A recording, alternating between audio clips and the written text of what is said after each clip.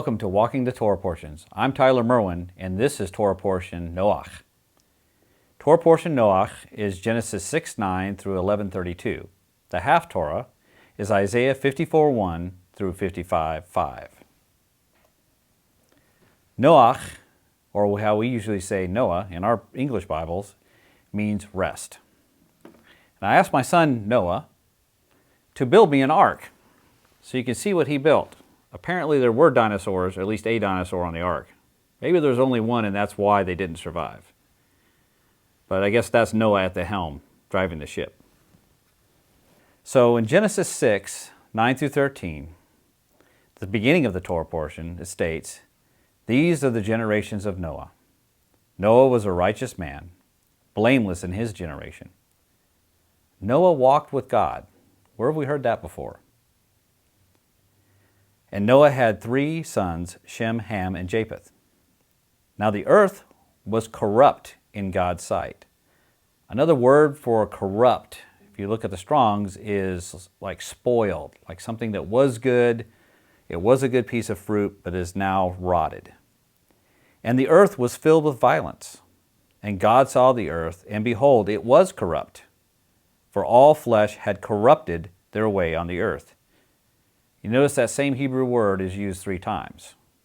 That's really trying to emphasize the state that the creation had gotten to. "And God said to Noah, I have determined to make an end of all flesh, for the earth is filled with violence through them. Behold, I will destroy them with the earth." So the opposite of being righteous, and only the righteous walk with God, would be the wicked. And wickedness is what spoils or corrupts. The righteous menorah, from Holisa's Creation Gospel Workbook here, has the 7 spirits of Adonai. Well, the enemy also has a counterfeit menorah, or a wicked lamp. More on this can be found in Holisa Alewine's Workbook 2, The 7 Abominations of the Wicked Lamp. In this work, she covers not only the wicked lamp, but how that overlays in the patterns and principles with the 7 seals, the 7 trumpets, and the 7 bowls of Revelation. So the wicked lamp comes from Proverbs 6:16 through 19, and it states, "There are 6 things which the Lord hates, yes, 7 which are an abomination to him: haughty eyes, a lying tongue, hands that shed innocent blood, a heart that devises wicked plans, feet that run rapidly to evil, a false witness who utters lies, and one who spreads strife among brothers." One thing we have to realize, we've all seen a picture of the Holy Menorah, or at least what we think the Holy Menorah looks like. We know it is one piece of solid gold that was beaten out into the 7 branches. The wicked lamp, as much as Hollywood would like us to believe, isn't a black lamp that has black billowing smoke looking like a bad oil fire just spewing out. In the spiritual, it does look like that, but in the physical, it doesn't. The wicked lamp actually is costume jewelry. Just a quick glance, or not knowing what is actually real, can deceive you from confusing the wicked lamp and the holy menorah. The wicked lamp, as we had just read, is actually made up of body parts. So the first thing is we have the eyes, the haughty eyes. And Holisa writes that pride is that exaggerated sense of one's importance that distorts every pure spirit of truth. And like a child, he looks down on others. His view is the only one. That speaks to a lot of people today. We are very, very selfish, especially in this time and season.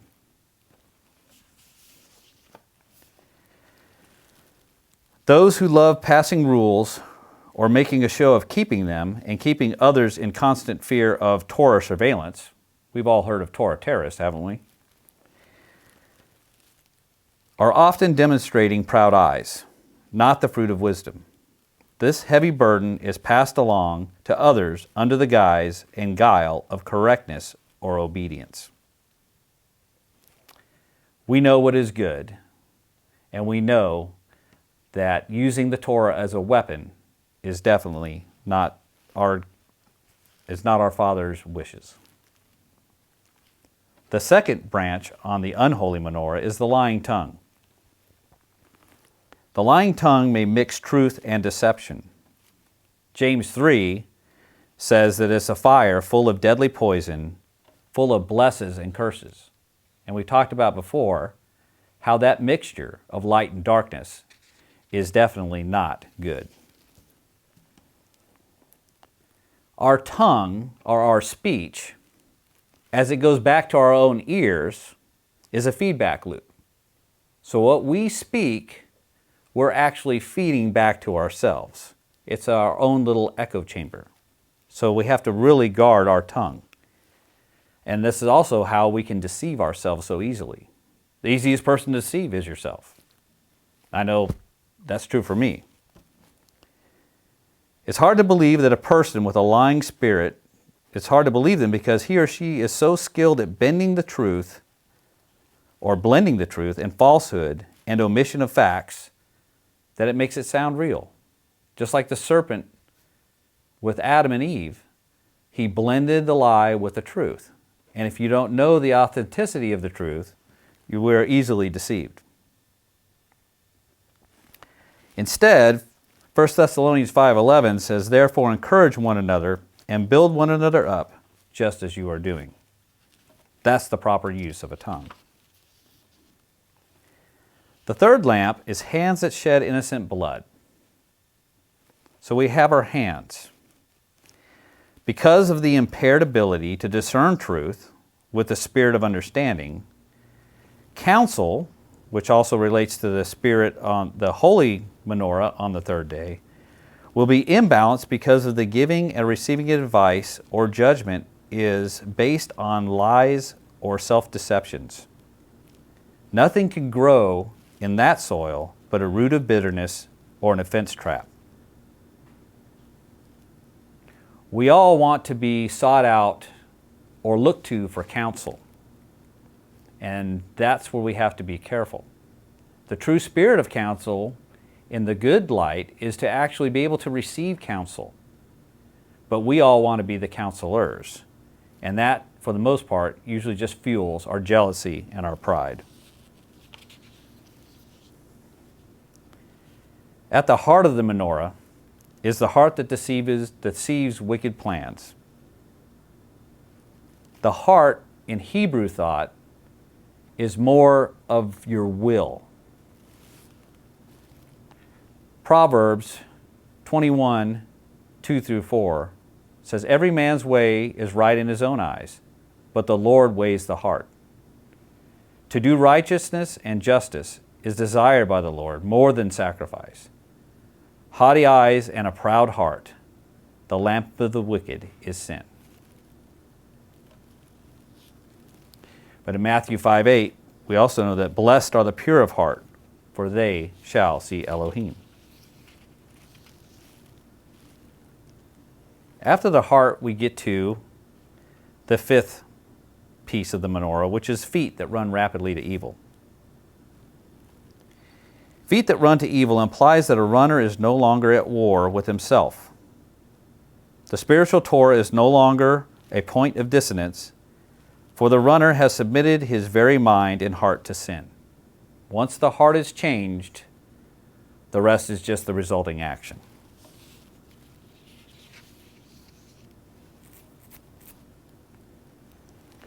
Instead of functioning as a member of a team or a community, a swarm, a flock, or school of fish like we learned in the days of creation, the feet that run to evil are already in competition with someone, maybe everyone. That's why they're running. They're trying to get to the head of the swarm so they can turn it, manipulate it, move it, stop it, or whatever they believe they need to do to gain control. Another thing of a wicked lamp in a person is they have a lot of good ideas. They want to steer, they want to lead, but they seem to never start their own works. They always seem to want to get into someone else's works, to get into another body or assembly and see if they can take control.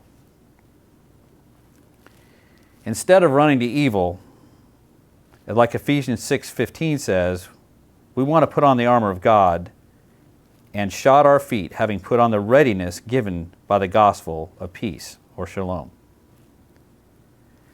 So we can equate that, having the readiness, and attach that to our feet like we're getting ready to leave in the Exodus, with our sandals on our feet and our staff in our hand, ready and waiting for Elohim's marching orders.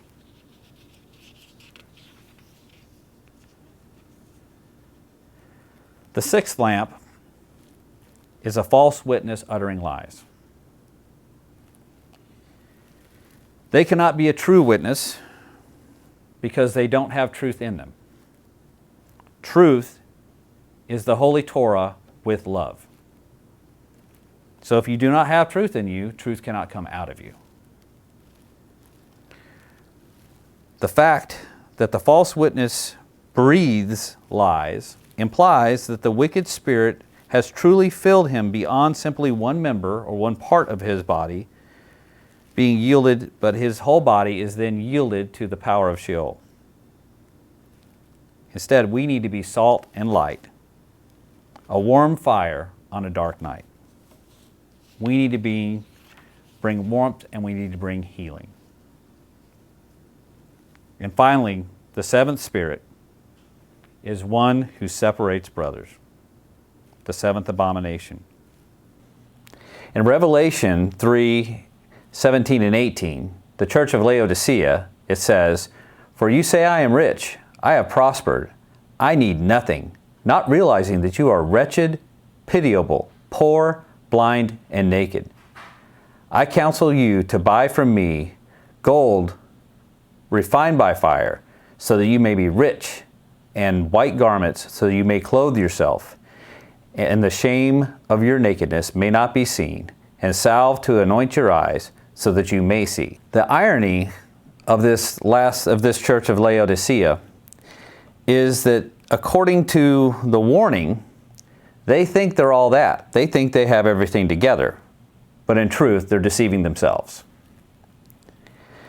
The deceiver baits with deceptions because human beings are willing to tend the wicked lamp.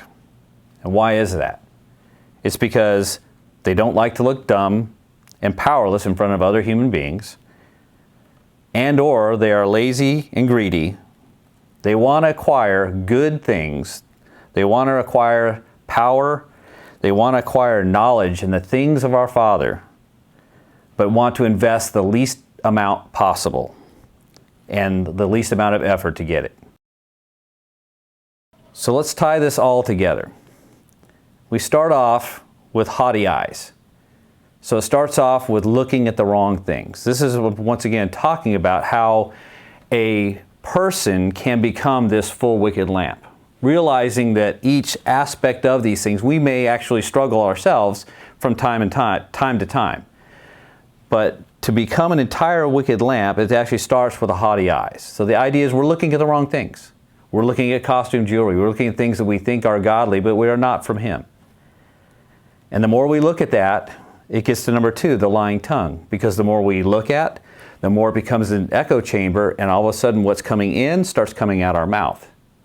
And what comes out our mouth actually starts to reverberate back into our ears. So it starts to work that cycle. After that goes on for a while, it begins to hands that shed innocent blood. So the hands are kind of like that action. And it's also tied in with the idea of counsel, that we want to start counseling other people. We want to start actually working some of these things, these truths that we think we found.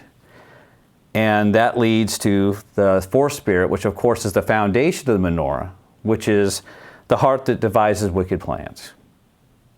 So once that heart is actually set, now that person who was toying with things in the beginning actually starts to build that, and it becomes set in your heart, and that heart becomes actually pretty stony. Once that's set in place, we have feet that run rapidly to evil. So now what that person is now begins to go out and affect others. And the next part, number 6, is the false witness breathing out lies or uttering lies. And the idea with that is they have no truth within them. So what they're going to bring out is going to be lies. Because what is a lie? A lie is something that is not the truth. It is not Torah, it's not Scripture, it's not the heart of our Father. And once that happens, they have no choice, but they will go in, and instead of actually binding us together, building that echad, building community, and strengthening each other, they go in and their ministry is actually going to separate and bring division amongst the brethren. The Father is gathering like kind and like mind. On the other hand, the adversary is out to kill, steal, and destroy. So let's be a lamp of righteousness. Let's lift up the name of the Holy One in love and echad. Shalom.